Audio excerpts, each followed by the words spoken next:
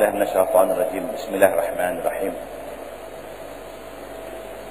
الحمد لله الذي أرسل رسوله بالهدى ودين الحق ليظهره على الدين كله وكفى بالله شهيدا.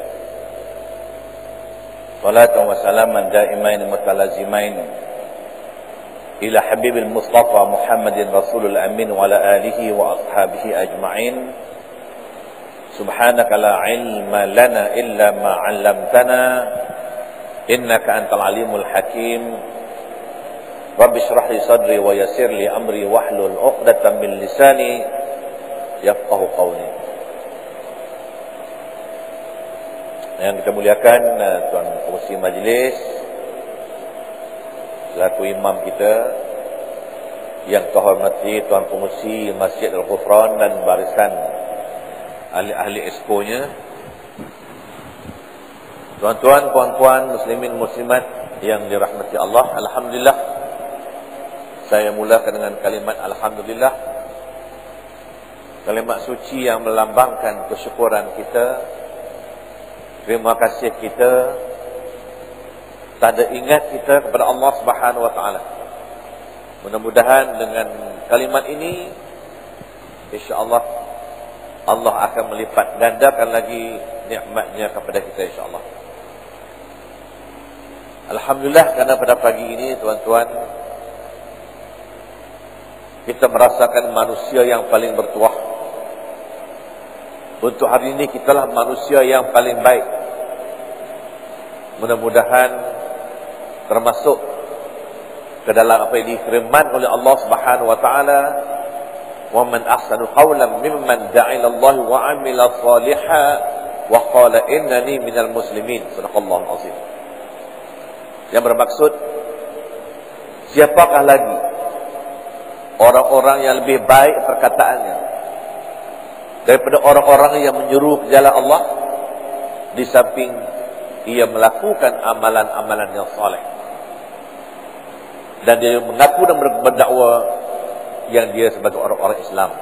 Alhamdulillah, kita orang Islam dan kitalah sebaik-baik manusia pada hari ini. Kerana pada ketika rakan-rakan kita, keluarga kita, sahabat-sahabat kita, jiran-jiran kita sedang nyenyak dibuai mimpi-mimpi indah, kita sudah berada di rumah Allah. Kita sudah mula menunaikan tanggungjawab kita sebagai makhluk Allah untuk hari ini, dan insya-Allah mudah-mudahan untuk hari besok dan hari-hari seterusnya lebih baik daripada hari ini insya-Allah.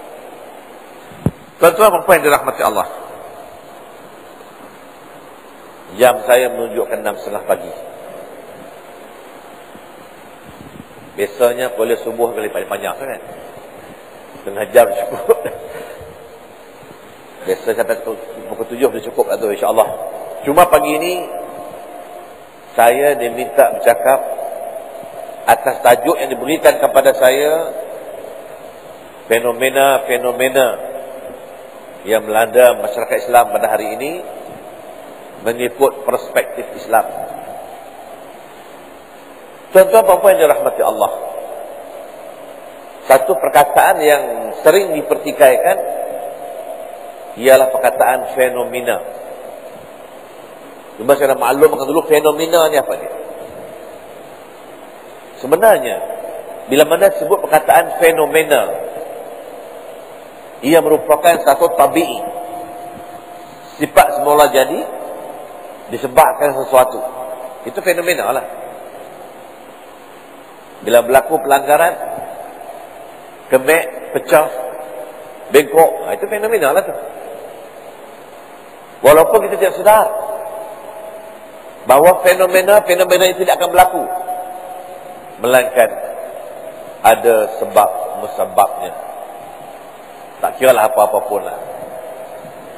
Walau bagaimanapun, kita mesti ingat apa yang menimpa atas diri kita, bencana, keburukan, kerusakan, kehancuran, kemusnahan, bahkan kematian, sebenarnya semua ini adalah musibah. Semuanya adalah musibah. Dan berkemungkinan daripada perkataan musibat inilah diterjemahkan setengah-setengah orang dengan perkataan fenomena. Walaupun fenomena diarti sebagai semula jadi, tapi saya mengatakan bahawa setiap musibat mesti ada sebab-sebabnya. Mesti ada sebab musababnya. Kalau tidak, musibat tidak akan berlaku. Ini jelas berdalil firman Allah Subhanahu wa taala. Allah berfirman, A'udzubillahi minasyaitonir rajim. Wa ma asabakum min musibatin fabima kasabat aydikum wa ya'fu an katsir. Sadaqallahul azim. Yang bermaksud, tidak menimpa kamu satu musibat. Tidak kena kamu satu musibat, walaupun sekecil-kecil musibat. Fabima kasabat aydikum. Melainkan dengan apa yang kamu sendiri usahakan. Puncanya pada kamu sendiri. Sebabnya kamu sendiri. Wa ya'fu an katsir. Di sebalik itu, banyak lagi kesalahan kita yang Allah ampunkan. Tuan-tuan apa yang dirahmati Allah? Dalam bicara ayat ini, ulama-ulama tafsir kata, kalau nak mengikut fitrah atau perkara sebenarnya, seolah-olah Allah nak beritahu kita, setiap kesalahan yang kamu buat, satu silap yang kamu lakukan, pasti balak kena. Itu asalnya. Atas dasar inilah kenapa Nabi Adam alaihi salam hidup senang lenang dalam syurga, hidup mewah dalam syurga, hidup sonok-sonok dalam syurga. Tetapi kerana satu kesilapan, Adam tak pernah buat salah banyak, Adam tak ada buat silap banyak, tetapi hanya dengan satu kesalahan, kesalahan kerana melanggar perintah Allah. Allah sebut dengan firman-Nya, A'udzubillahi minasyaitonir rajim.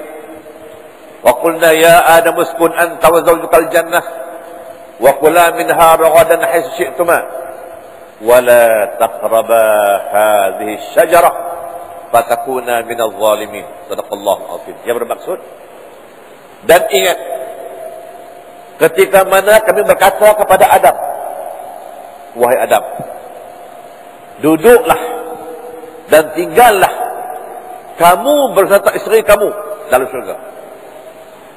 Makan apa kamu nak makan, apa yang kamu suka nak makan, makan. Cuma jangan hampir ini pokok.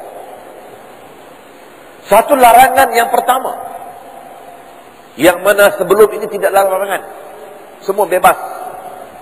Tiba-tiba Allah kata, jangan hampir ini pokok, cukup. Tiba-tiba dek kerana hasutan syaitan, dek kerana iblis yang tidak senang melihat manusia senang, yang tidak suka melihat manusia mewah, akhirnya fa'azallahuma asyaitanu anha fa'akhrajahuma mimma kana fi. Dia perdaya Adam, dia perdaya Hawa, dia tipu Adam, dia tipu Hawa. Akhirnya Hawa dan Adam terpengaruh dengan hasutan syaitan. Lalu Adam makan buah yang dilarang menghampirinya. Ini syaitan, tuan-tuan. Syaitan ini dia pandai, dia cerdik. Allah sebut dalam firman-Nya, wala taqraba hadhihi syajarah. Jangan hampir ini pokok. Syaitan kata, Hawa, kamu kena faham betul-betul. Allah kata jangan hampir, bukan jangan makan.